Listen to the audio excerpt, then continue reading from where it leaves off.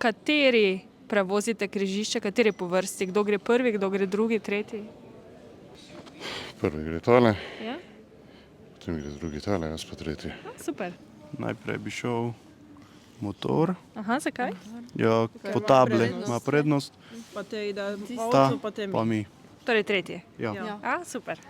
Tam ima stop znak, če jaz prav vidim. Vidim prav? Ne, tukaj je tale, ki kaže, kdo ima To je prednost. odzem prednosti. Ja, kdo pa je na To je prednostni prednostna cesta.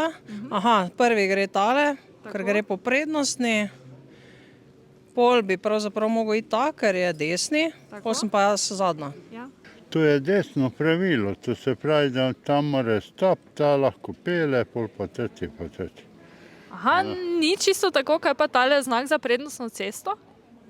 Tale nimaš prednosti, mora ustaviti, ker je ta desno pravilo, gre preon, pol gre ta, pol pa on je levi. Aha, ampak nima tale motorist ravno prednosti? Ne, nima, Ne? ne. A ja, ta je že noter v križišču.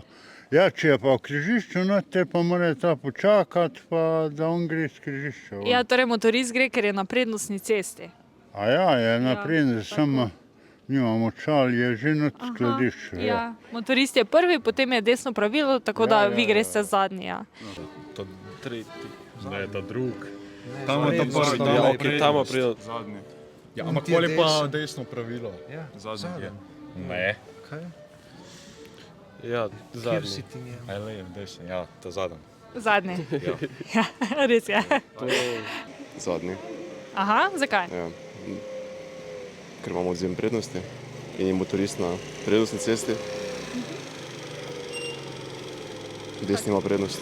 AMZS predlaga tako imenovano osvežitveno uro, kar pomeni, da bi vsi vozniki na 10 let mogli opraviti to uro z inštruktorjem vožnje. Kaj pravite o tem?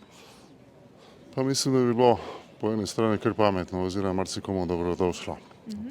Tudi vam mogoče? Se vam zdi, da bi vam lahko pri čem? Mogoče pri čem tudi, no. Ja, bi skoraj mogli, po svojih starših, kako vidim. Katere napake delajo? Pozabljajo na smernike, pogledi mogoče, mrtvi koti, tudi kakšna turbo križišča in delajo težave. No, bi bil že zdavnaj čas. Da bi vsi vozniki to opravili? Ja, zato ker eni kar po pameti vozijo. Se mogoče včasih tudi. Ja, bi bilo fajn, vse pa zdaj mi imamo tudi že te obnovitvene. Pa. Po 70. letu? Ja, samo da se vsak pravi, res da nekateri starejši.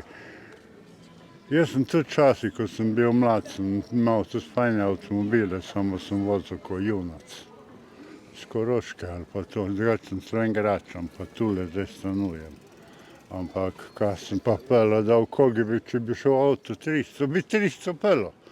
Zdaj pa, ko sem se pa pelil gor, pa tak 90, 100 več pa. Ste zdaj bolj previden voznik? Logično. Priporočam vsem, da se udeležijo tega.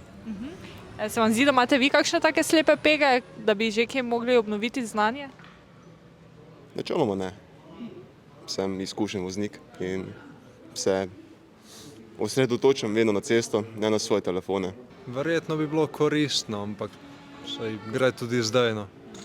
So mogoče kakšne napake, ki jih delajo, opažate, da se ponavljajo kakšne napake v prometu? Ja, dosti napak. Sploh kakšne starejše osebe. Ja. Katere so te napake recimo? Ja, ne, desno pravilo ne zna da sledi, pa recimo, ne vem, na avtocesti pri prehitevanju, kdaj te silijo, pa take stvari. Torej bi bilo koristno to uvesti? Ja, meni se zdi, da.